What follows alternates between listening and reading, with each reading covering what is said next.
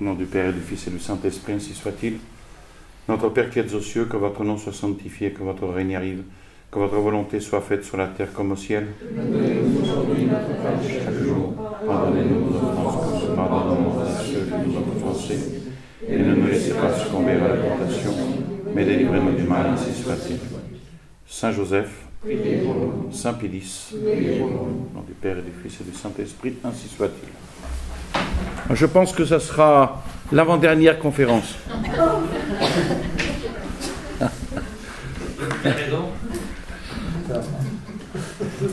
Alors, la dernière fois, nous avions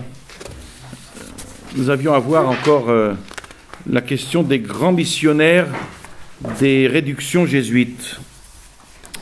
Et nous disions que Voltaire, avec la superficialité qui lui est caractéristique, Voltaire avait affirmé que les jésuites européens avaient inventé les missions étrangères pour y envoyer tous les jésuites de peu de lumière, c'est comme c'est bien dit, c'est-à-dire des jésuites un petit peu fêlés, et qui en Europe auraient pu mettre obstacle à leur projet. Évidemment, l'histoire a démenti totalement cette sottise, pour être poli. Ça, j'en avais déjà un petit peu parlé la dernière fois, je crois, puisqu'on était arrivé en bas de la page 62. Alors, la connaissance de la langue était une condition indispensable pour pouvoir être envoyé dans les réductions. Et dans la connaissance de la psychologie de l'Indien, les missionnaires ont été des hommes experts. Et il le fallait. Leur objectif était d'élever l'Indien spirituellement et intellectuellement, reconnaissant que pour atteindre un tel but, il était nécessaire de se mettre à leur niveau, au niveau des Indiens, d'agir, de parler en conformité avec leur tempérament et leurs idées un petit peu obtuses. Donc ces missionnaires enseignaient par l'exemple, avec beaucoup d'affection, avec beaucoup d'amour et d'affection, comme s'il s'agissait de grands enfants. D'ailleurs, ils sont restés ainsi, ils sont restés des grands enfants. Tous les indigènes du Rio de la Plata sont restés ainsi quand les souleries ne leur aliénaient pas la raison, puisque c'était un des grands défauts, c'était les souleries. On l'a vu la dernière fois, on l'a vu je ne sais plus quand, que c'est des souleries qui pouvaient durer 3 jours.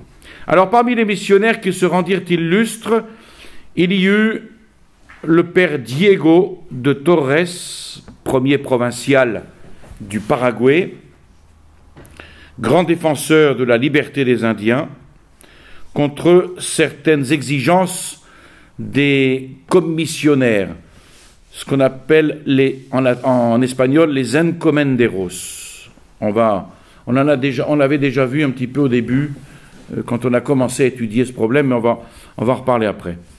Son précieux livre, Brève relation, est un des mémoires les plus anciens relatifs au Rio de la Plata. Alors, il y a aussi le père Pedro Romero, connu pour son abnégation, pour son esprit de sacrifice. Il est arrivé au Paraguay en 1613, en commençant son labeur apostolique à San Ignacio Guaçu, et il sera muté quelques années après au Guaira. C'était un très grand connaisseur des Guaranis et de la langue guarani, ce qui expliqua comment il a pu si facilement conquérir les sympathies des indigènes. Il fut nommé supérieur de toutes les réductions du Paraná et de l'Uruguay. Il fut envoyé chez les Itatines en 1645, et les infidèles vont là le tuer à coups de flèche et de casse-tête le 22 mars de la même année. Alors il y a quelques noms comme cela à retenir parce qu'ils ont été parmi les missionnaires les plus connus, les plus influents, ceux qui ont gagné le plus d'âmes aussi.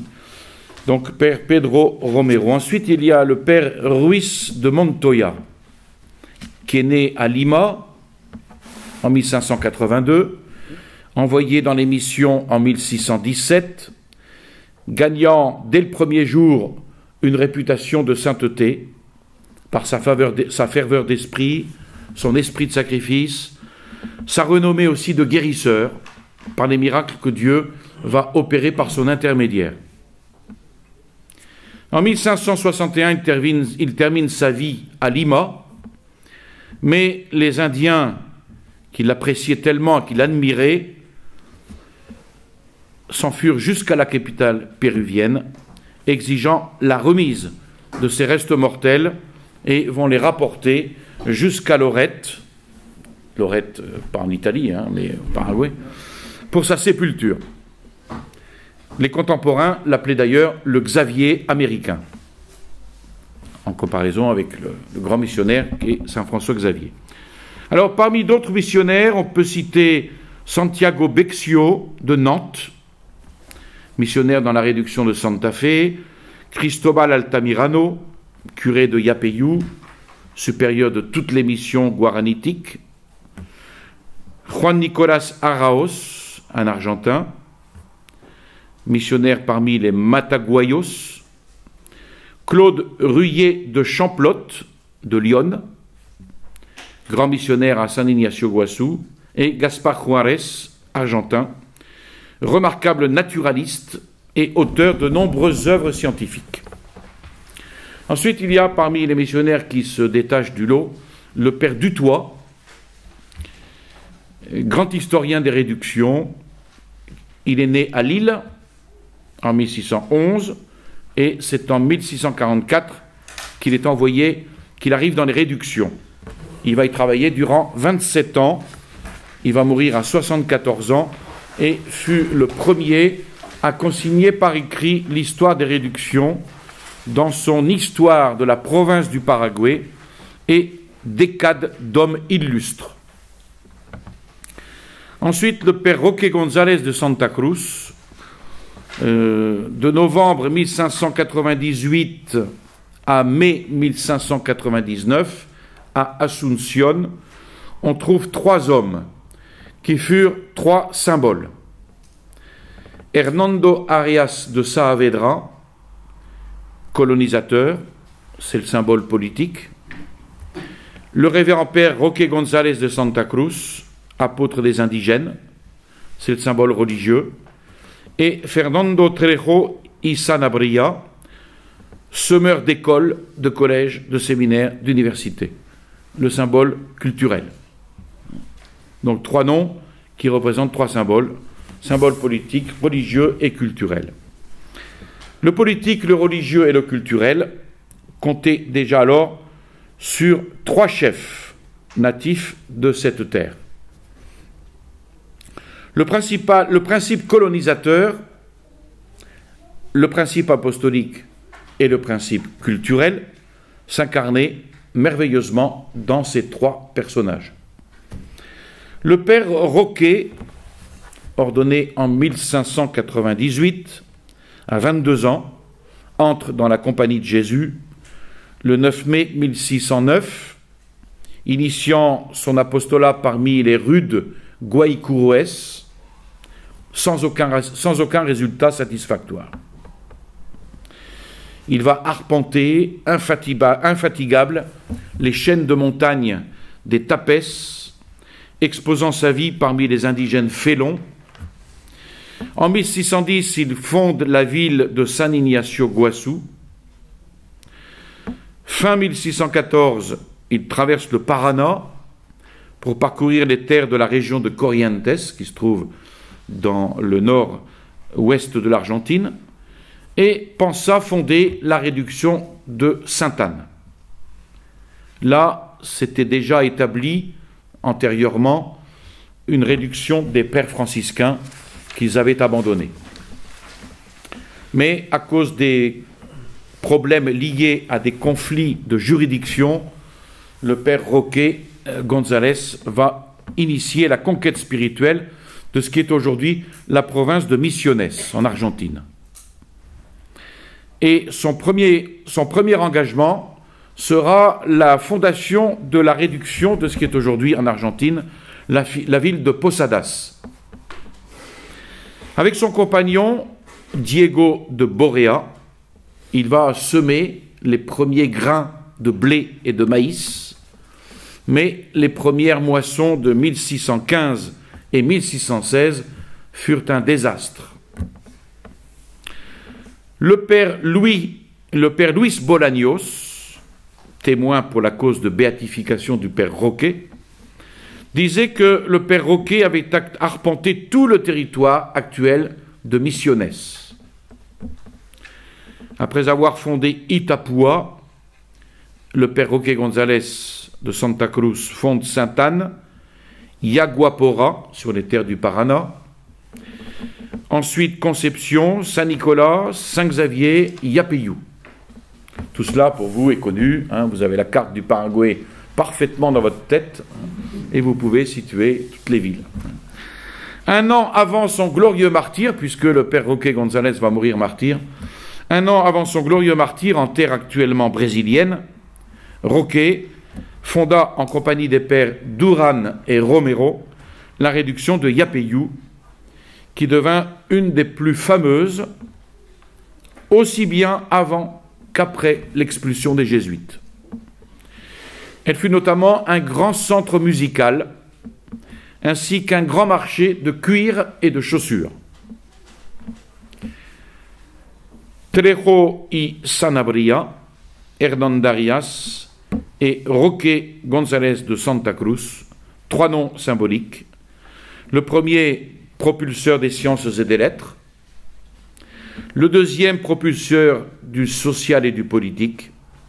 Et le troisième, incarnant, comme aucun autre, l'apostolat parmi les indigènes. Et curieusement, ces trois hommes furent de ceux qui laissèrent derrière eux, en plus d'une étoile lumineuse et de nombreuses œuvres transcendantes, quelque chose de leur personne physique.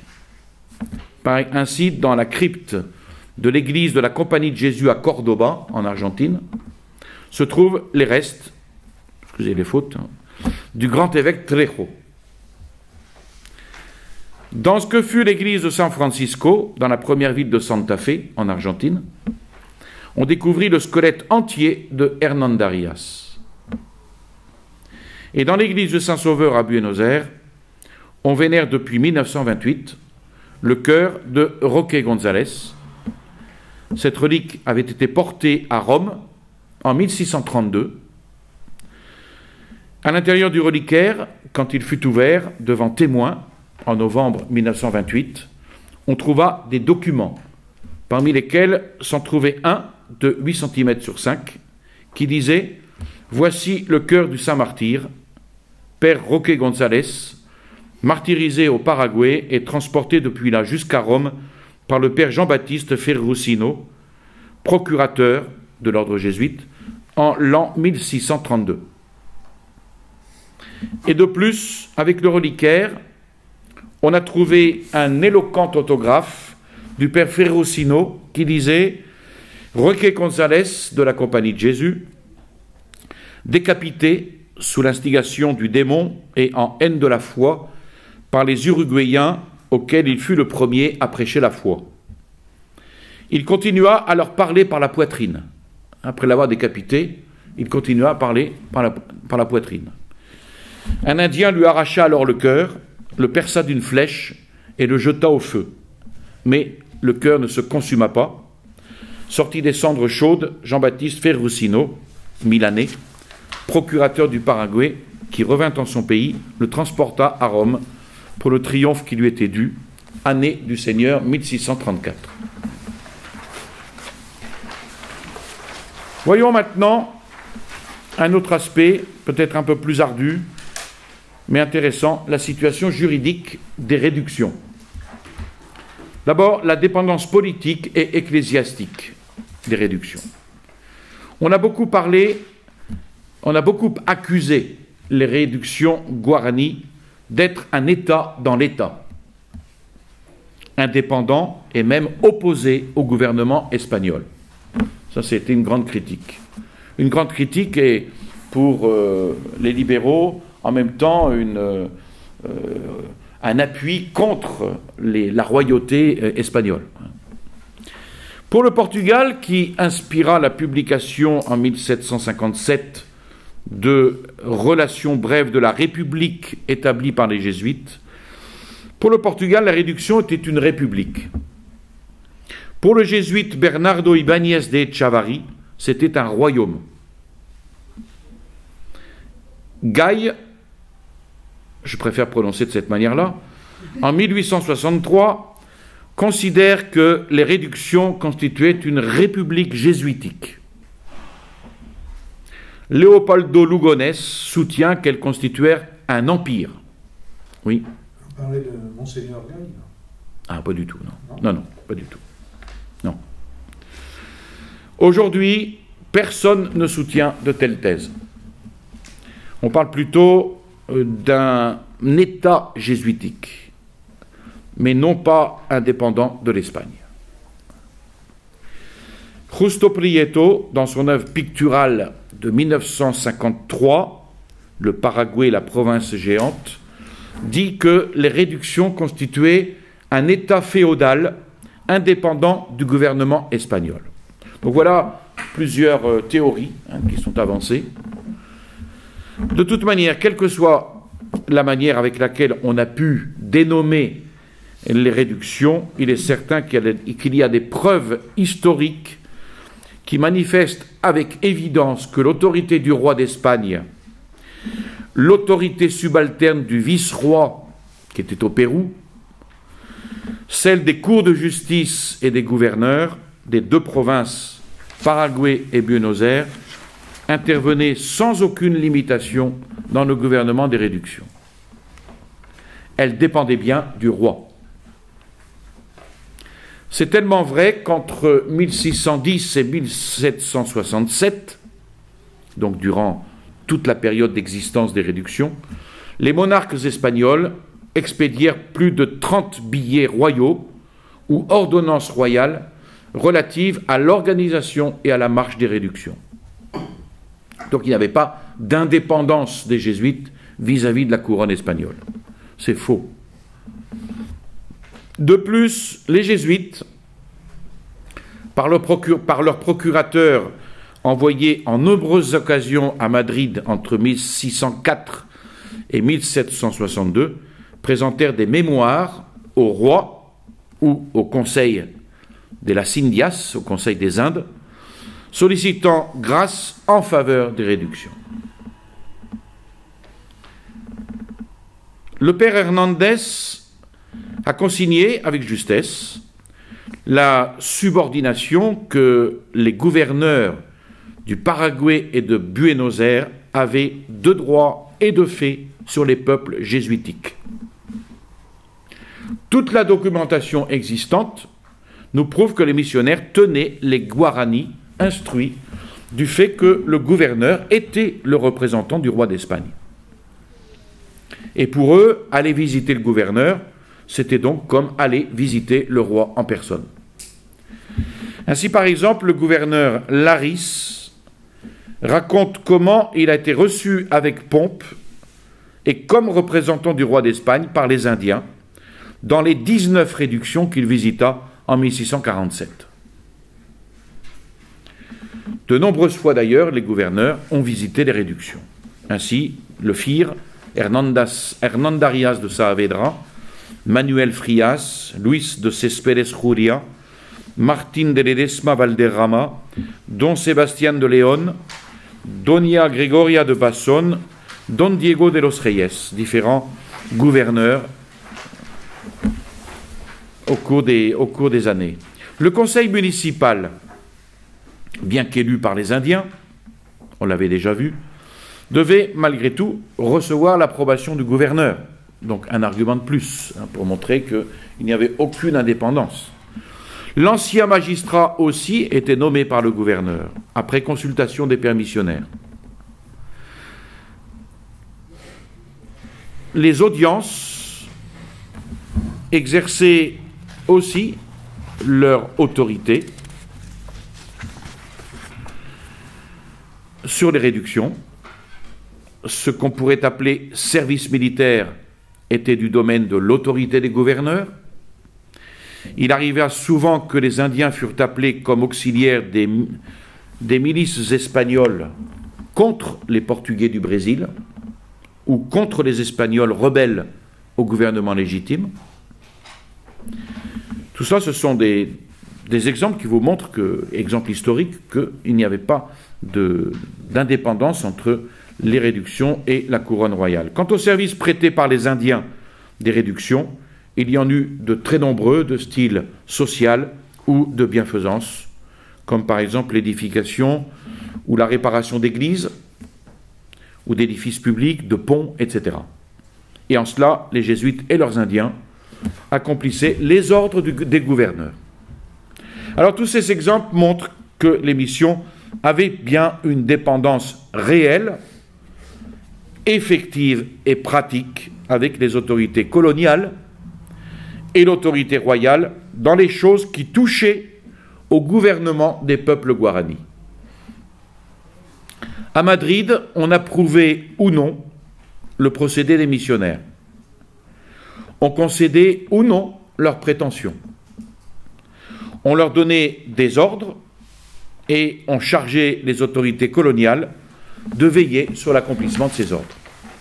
Pour cette raison, les réductions guaranitiques ne constituaient aucune espèce de république, d'empire ou d'État, et ces réductions n'avaient aucune indépendance par rapport au gouvernement espagnol, puisqu'elles faisaient partie d'un tout dans les lois.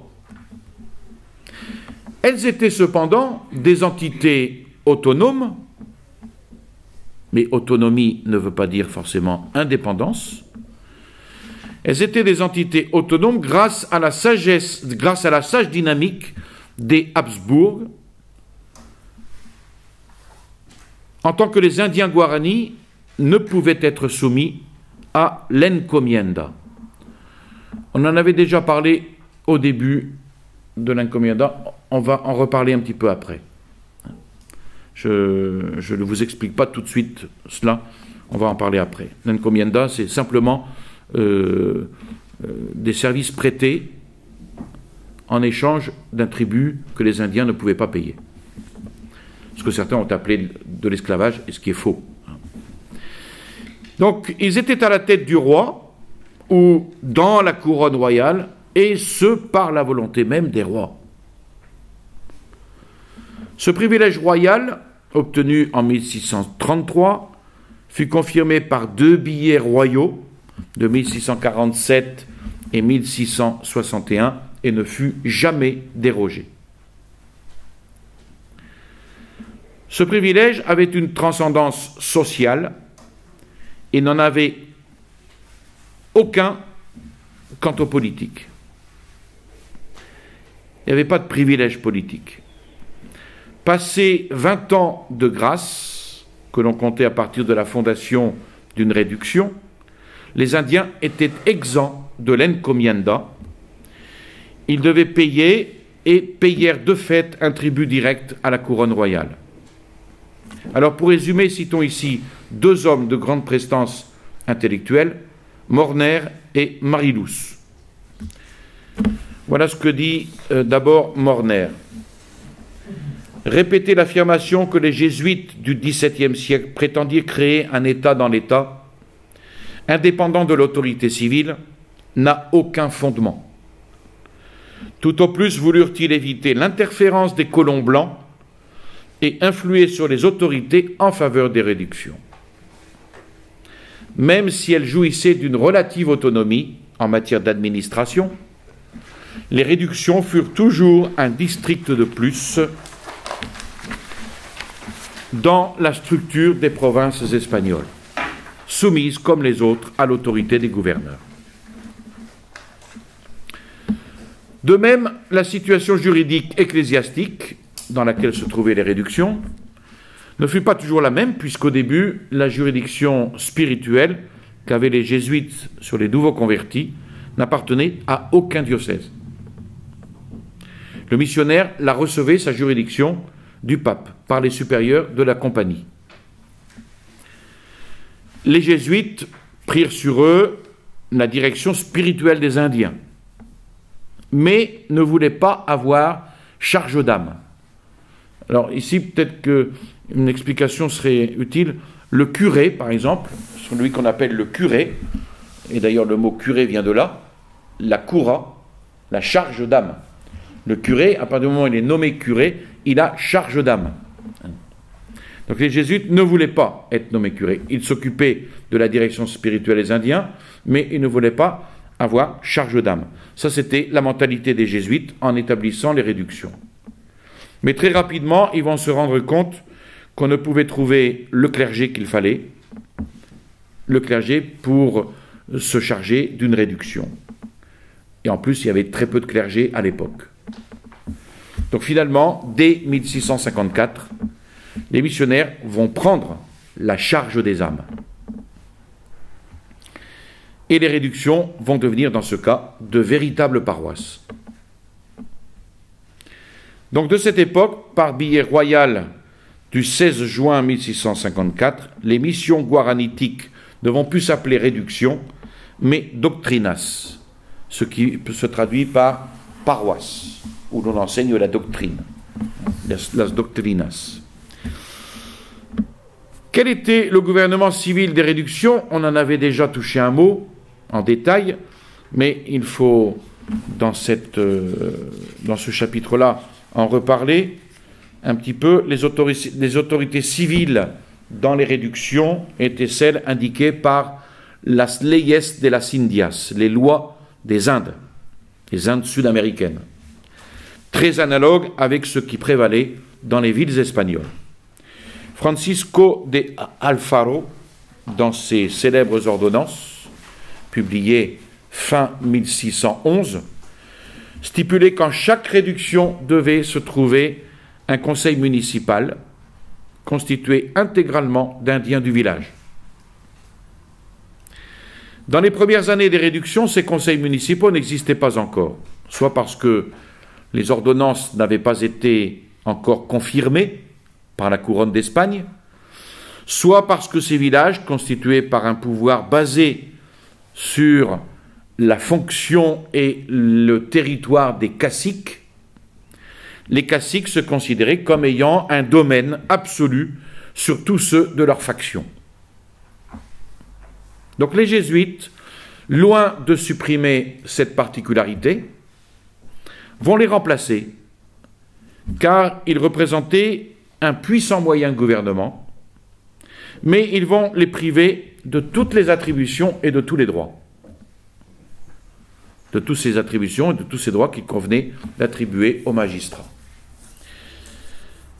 Pour soustraire aux caciques leurs droits traditionnels, pour les constituer en éléments de valeur et de crédit pour la bonne marche des missions, les jésuites obtinrent, par billet royal du 12 mars 1697, qu'ils fussent déclarés, on l'avait vu, nobles de Castille. Il manque beaucoup de S, mais bon. Et donc, ils obtinrent d'être déclarés, on l'avait vu, nobles de Castille, leur donnant droit donc d'aspirer aux charges auxquelles ils pouvaient aspirer. Le 21 février 1725, c'est un deuxième billet royal qui confirme cette prérogative et qui exempte les Indiens du paiement des tribus conformément à la volonté royale. Et il leur était attribué, on l'avait vu, le titre de don. Il était déclaré que la propriété de la terre n'était pas annexée à l'individu, ni à la communauté, mais au cacique, c'est-à-dire au chef de tribu, au chef de clan. En conformité avec leur tradition, chaque cacique avait un champ qui lui était propre. Ces sujets y travaillaient, y cultivaient les semences, desquelles le cacique recevait tribut de leur part. Les caciques pouvaient être élus pour n'importe quelle charge de la magistrature, mais de préférence comme... Ici, j'ai laissé des mots en espagnol parce que ce sont des mots qui sont difficilement traduisibles. Donc, corregidor, c'est ancien magistrat. On avait vu cette expression plusieurs fois. En guarani, on dit le paro quaitara. En fait, c'est celui qui donne les ordres de ce qu'il faut faire. Voilà, si on traduit littéralement, c'est celui qui donne les ordres de ce qu'il faut faire. Après avoir obtenu tout cela dans les 10 ou 15 premières années après la fondation des réductions, les missionnaires vont commencer à constituer ce pouvoir qui, en apparence, semblait supérieur aux missionnaires eux-mêmes, mais qui réellement, en fait, était seulement supérieur à la fonction et au territoire des caciques. Déjà en 1926, voilà, il y a une erreur là.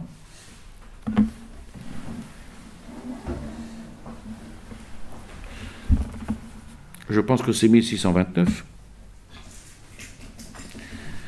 En 1629, pardon. Beaucoup de réductions avaient leurs autorités, les maires et tous les responsables de la fiscalité. Et comme ces charges publiques n'existaient pas parmi les Guaranis, et dont ils ne connaissaient même pas le nom, les jésuites durent fabriquer quelques vocables, ce qui rend d'ailleurs, comme je vous l'ai dit, difficile la traduction.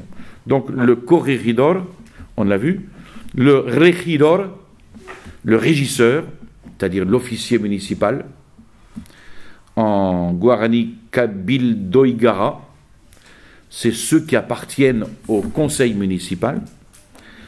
Ensuite, l'alguacil major, c'est le huissier. Le premier de ceux qui portent la vare ou la verge, à savoir, c'est un signe distinctif porté à la main par les maires. Ibarararusu, en guarani. L'alférès, Aobebererequara, c'est le sous-lieutenant, le porte-drapeau. L'escribano, Quatia Apobara, c'est le notaire. Alors, le corregidor était le gouverneur. Et il était dans le conseil municipal des missions, ce qu'était le gouverneur dans le conseil municipal des villes espagnoles, où il y avait un mandataire de cette catégorie. Et là où il n'y en avait pas, existait le tenant-lieu de gouverneur. Et dans tout conseil municipal indien, il y avait un corregidor et un tenant-lieu de ce corregidor. C'était presque toujours un cacique. Après lui venaient les maires ordinaires, appelés maires urbains, et 2 maires de la fraternité pour les affaires rurales. Ces maires et les autres magistrats, à la seule exception du corregidor, étaient élus par le conseil municipal sortant. Ensuite, manquait le consentement du gouverneur de Buenos Aires, à qui on envoyait les noms des élus, et au nom du roi, il ratifiait alors la décision. Dans l'Église, on réservait à ces fonctionnaires élus un lieu de préférence, afin qu'ils soient respectés du reste des citoyens, par le reste des citoyens. Au premier jour de janvier, on élisait également les sacristains, les économes, les contremaîtres des ouvriers, les gardiens, ceux qui étaient chargés de garder les enfants, et tous ceux qui avaient une fonction publique. La charge de corregidor durait 5 ans. En plus de celui-ci, il y avait dans les réductions un tenant-lieu de corregidor qui le remplaçait en cas d'absence ou de maladie. Venaient ensuite les maires dont l'autorité était d'administration, de police et de justice, au fort civil comme au fort criminel. Le porte-étendard royal était dépositaire de l'étendard royal. Les régisseurs étaient auxiliaires et seconds des maires et s'occupaient des tâches que ces derniers leur confiaient. Et puis au-dessus de toutes les charges se trouvait toujours la présence visible et invisible du missionnaire, son avis, dans les délibérations, dans les solutions, son avis était toujours celui qui prévalait. Alors le missionnaire pouvait se tromper, mais pour y remédier, étant donné que les supérieurs des pères visitaient fréquemment les villages, eh bien on pouvait s'adresser à lui, et dans ce cas, le supérieur employait les moyens adéquats en cas d'erreur des missionnaires. Les moyens adéquats, ce n'était pas forcément éjecté, non, il était corrigé simplement. Plus ou moins tous les 3 ans, en plus, le provincial visitait les villages un par un et donnait les ordres qu'il jugeait plus convenables pour le meilleur déroulement du ministère, du supérieur et des curés de paroisse. Ensuite, disons un mot sur la police et la justice dans les missions. Il faut se rappeler quand même que les moyens surnaturels étaient ceux qui régissaient les esprits de ceux qui habitaient les réductions. Mais ce n'est pas pour autant que les jésuites se passaient des moyens naturels, hein, évidemment. C'est pour cela qu'ils vont établir dans les réductions un système de police. Chacune des réductions était donc divisée en 6, 8 quartiers ou plus, et chaque quartier contenait 5 ou 6 membres investis des fonctions de cacique. Et les caciques respectifs, qui connaissaient parfaitement les leurs, étaient responsables de leurs procédés, et tous les caciques d'un quartier avaient un président ou commissaire qui était un des conseillers municipaux en exercice. Je pense que c'est ce qu'il faudrait dans beaucoup de nos villes. D'autre part, chacun des offices ou occupations dans lesquels les Indiens se trouvaient chargés avait leur surintendant, appelé procureur ou contrôleur du fisc ou maire. Les femmes et les filles avaient leur surveillante qui devait informer, ainsi que les caciques, le missionnaire, s'il se passait quelque chose de grave, et ce, soit immédiatement, soit lors de la conférence hebdomadaire qu'elles avaient avec lui après la messe du dimanche.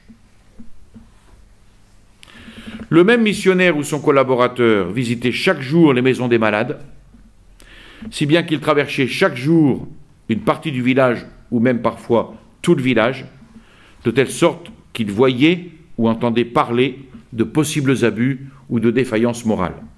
Vous savez, le téléphone arabe marchait de manière extraordinaire. Je peux vous donner un exemple. Quand j'étais en Amérique du Sud, j'étais allé visiter la mission que l'on a en République dominicaine. C'est une mission qui est à 70 km de Saint-Domingue, dans les montagnes, composée d'1 millier de fidèles à peu près. Et ce sont tous des petits paysans qui cultivent le cacao, le café et le tabac. Pas de voiture, donc tous les gens viennent à pied. Et moi, je rencontre un brave paysan là, qui me dit Padre, j'aimerais bien que vous veniez bénir mon champ. Demain, je viendrai avec un mulet, et puis on ira, c'est à 4-5 km, on ira à travers les montagnes bénir. Je dis oui, d'accord, volontiers. Et, je sais pas, 1 heure ou 2 heures après, le prieur, l'abbé Martinez, me dit il paraît que vous allez bénir un champ demain. Comment vous savez ça? Il le savait déjà. Alors il dit, je ne vous conseille pas d'y aller, parce que ce bonhomme, il ne vit pas avec sa femme, il vit avec une autre.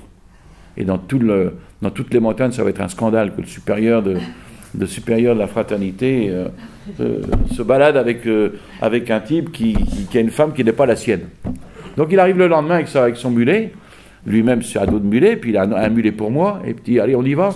Ben, je dis, non, je suis désolé, parce que, en fait, votre femme, celle avec laquelle vous vivez n'est pas la bonne. Ah oui, c'est vrai, bon. Bah, ouais. Il a accepté, hein. Et je peux pas, parce que le scandale là-bas est encore quelque chose de profond.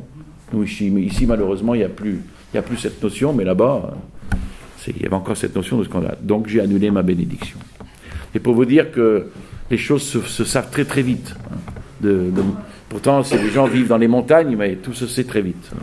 Donc ici, c'est ce qui s'est passé. Donc comme il visitait les maisons des malades tous les jours, le missionnaire, il savait tout ce qui se passait dans le village. Donc il pouvait voir ou entendre parler des possibles abus ou des défaillances morales des uns et des autres. Avec les informations obtenues, le missionnaire réunissait les données nécessaires pour que les maires ou officiers ou caciques dans leur quartier vérifiassent la vérité et la portée de ce qui aurait pu se passer. Durant la nuit, il y avait ce qu'on appelle les serenos. Ce sont des hommes armés d'une pique et d'une lanterne qui parcourent les rues d'un quartier la nuit, criant par intervalles réglés l'heure et l'état de l'atmosphère. En principe, c'était des hommes de totale confiance et qui maraudaient par les villages la nuit pour prévenir tout incident, vol ou autre chose. C'était un peu à la manière romaine. La nuit était divisée en 3 veilles, de 9 à 12, de 12 à 3, de 3 à 6. Et à chacune de ces veilles, on changeait les serenos, sonnant le tambour pour indiquer et la veille et l'heure.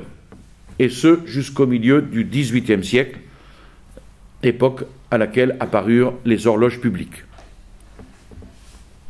À cela se réduisait la police dans les villages. Et c'est pas méchant. C'était une force prévoyante qui avait une réputation et une mission beaucoup plus paternelle et domestique que coercitive et officielle. Par contre, pour juger les crimes commis par les Indiens, pour leur appliquer le châtiment mérité, il y avait pour cela les corregidores et les maires. Donc ils œuvraient, eux, de leur propre autorité, cependant sous la tutelle et sous la vigilance des missionnaires. Mais c'était eux qui, maires et corregidores, qui juridiquement administraient la justice et châtiaient selon le genre et les circonstances du délit. La faiblesse mentale de l'Indien exigeait la supervision du missionnaire. Les Indiens Guarani ont toujours eu une faiblesse intellectuelle. Et ce, aussi bien au commencement des réductions qu'à l'époque où elles avaient atteint son plus grand développement. Donc c'est avec cette prudence qu'œuvraient les jésuites.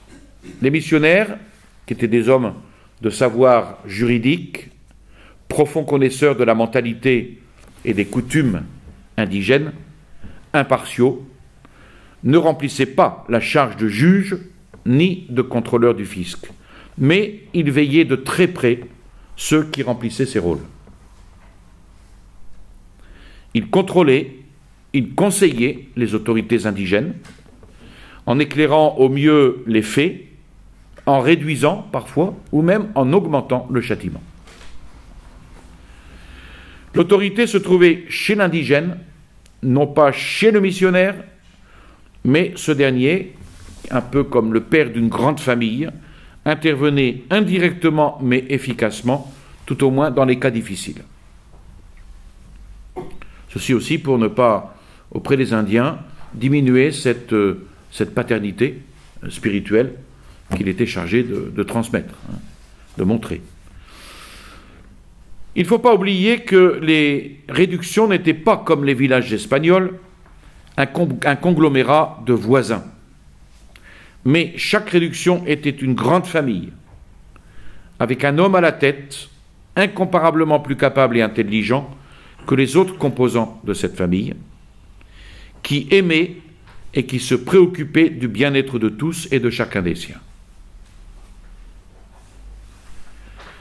Quelques-uns, par acharnement anti-jésuitique, ont affirmé que les coups de fouet, la peine des coups de fouet, était, je cite, appliquée avec cruauté proche de la barbarie. L'homme comme la femme se dénudaient pour les recevoir, de nombreuses femmes perdaient leur enfant à cette occasion, leur chair partait de tous côtés en lambeaux, quelquefois même en présence des pères qui avec tant de douceur menaient leur bien-aimé troupeau. Voilà, c'est le style très anticlérical, bassement anticlérical, d'un dénommé Blas Garay dans son prologue. Tout ceci est une fiction fabriquée dans l'esprit enfiévré du nouvelliste uruguayen libéral par excellence, et donc anticlérical. Alors, il est possible qu'il ait existé des excès, parce que partout où il y a de l'homme, il y a de l'hommerie, hein. Mais ils ne furent jamais la règle générale, mais l'exception. Le provincial Duran Mastrilli, première moitié du XVIIe, dans ses lettres annuelles, dit ceci: dans les nouvelles réductions où il y a peu de chrétiens, c'est en 1627 qu'il écrit ça, dans les nouvelles réductions où il y a peu de chrétiens, qu'il n'y ait de châtiment d'aucune sorte. Et là où il y a de nombreux chrétiens, qu'il n'y ait pas non plus de châtiment, sauf dans des circonstances très rares, et que ces châtiments soient légers. Parmi les ordonnances du père Altamirano, approuvées par le général de la Compagnie de Jésus, Juan Pablo Oliva, on dit ceci: si un Indien offrait un scandale notable, on peut le punir, mais on ne peut donner un châtiment grave sans qu'il y ait deux compagnons partageant le même avis. Donc il fallait un témoignage de deux personnes. Dans le cas où il n'y aurait pas d'accord de ces deux personnes, on en référera au supérieur. De plus, allant plus loin, les Guaranis comprenaient parfaitement ce châtiment. Et quand je dis ce châtiment, parce qu'en effet, la punition des coups de fouet, elle existait, mais pas à la manière décrite par ce barbare Blas Garay. Allant plus loin, donc les Guaranis comprenaient parfaitement ce châtiment. Et ils le considéraient même comme une certaine démonstration d'affection. Le franciscain Parras, se référant à l'époque postérieure aux jésuites, dit à ce propos dans son histoire de ses voyages à Corrientes et au Paraguay: il convenait du fait que le châtiment est un signe d'amour.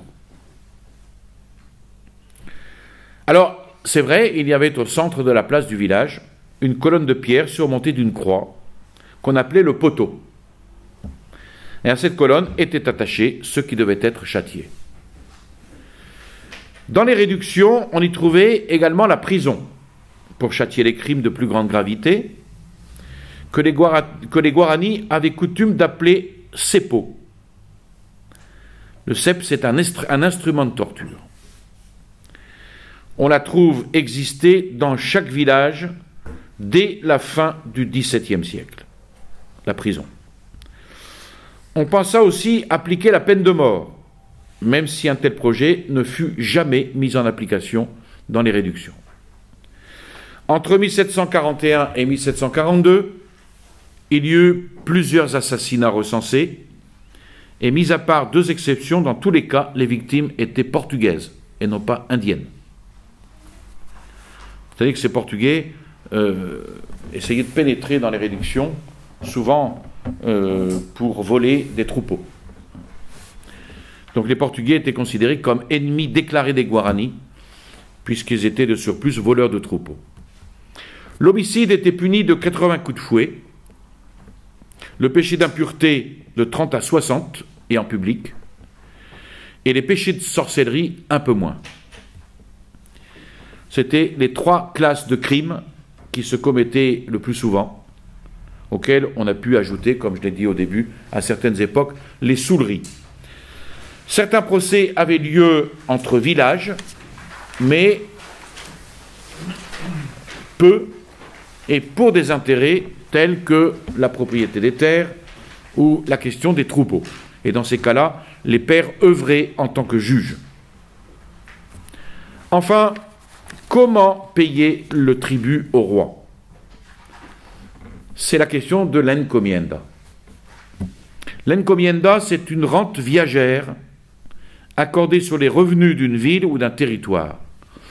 Et, j'ajoute, dans le cas d'impossibilité de paiement, eh bien d'utiliser l'Indien pour des services de travaux, ce que certains ont appelé l'esclavage.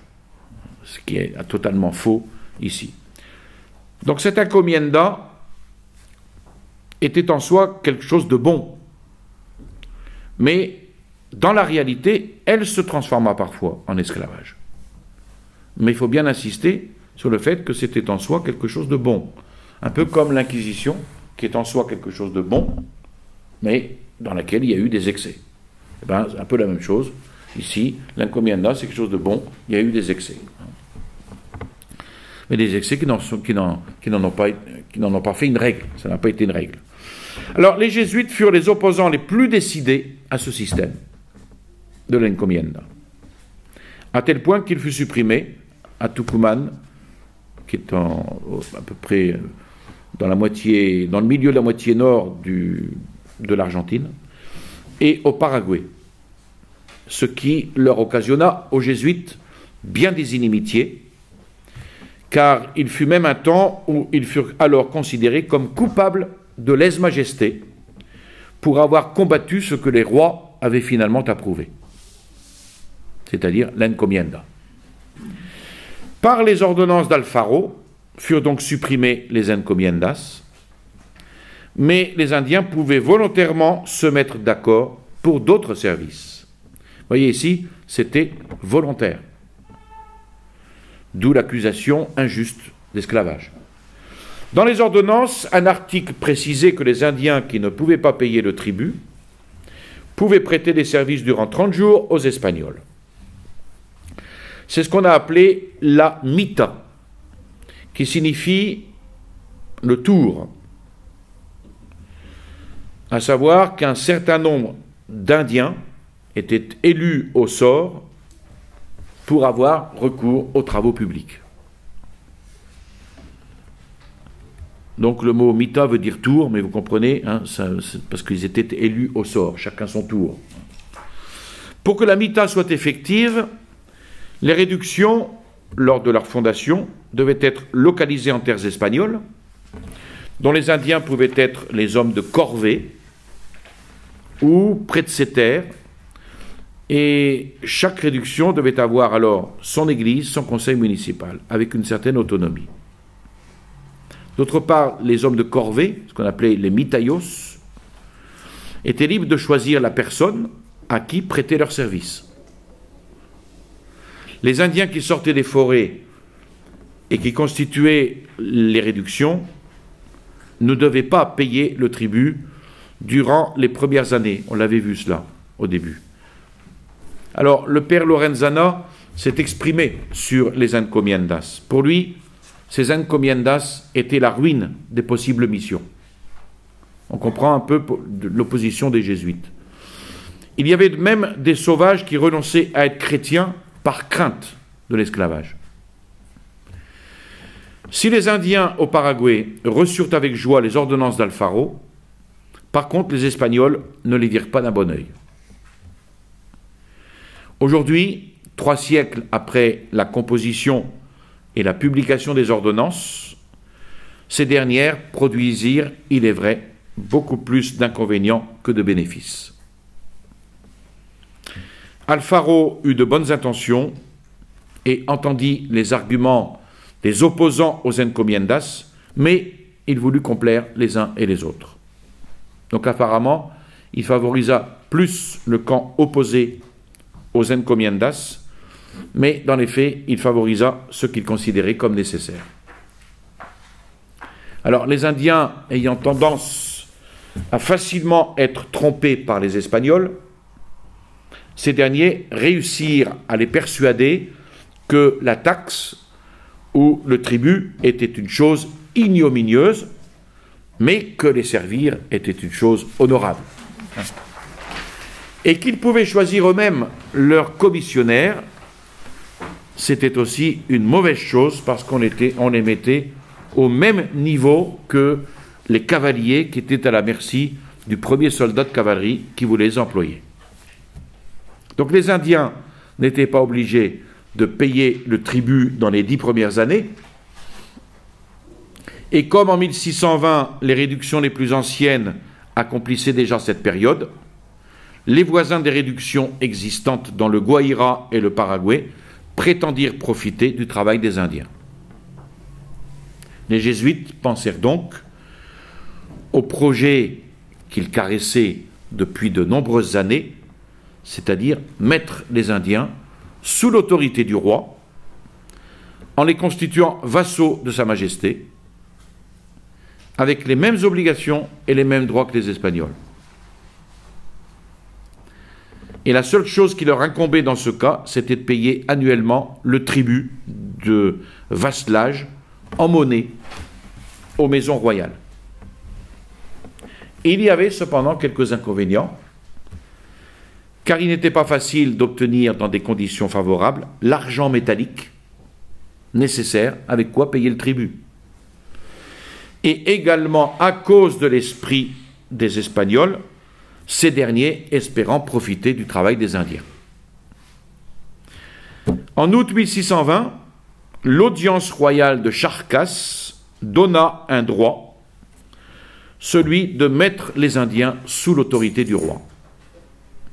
Et les encomenderos obtinrent l'opposition. Donc les encomenderos sont ceux qui pratiquent les encomiendas. Les encomenderos obtinrent l'opposition des gouverneurs du Paraguay et de Buenos Aires quant à cette décision de l'audience, alléguant que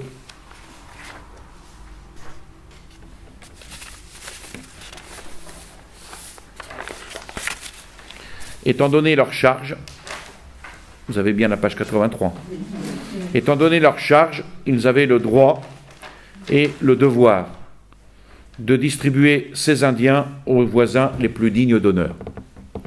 Alors, contre cette supplique du gouverneur du Paraguay, le procureur de la Cour de justice, ou de l'audience, quand j'ai utilisé le terme audience, en fait, audience, c'est la Cour de justice.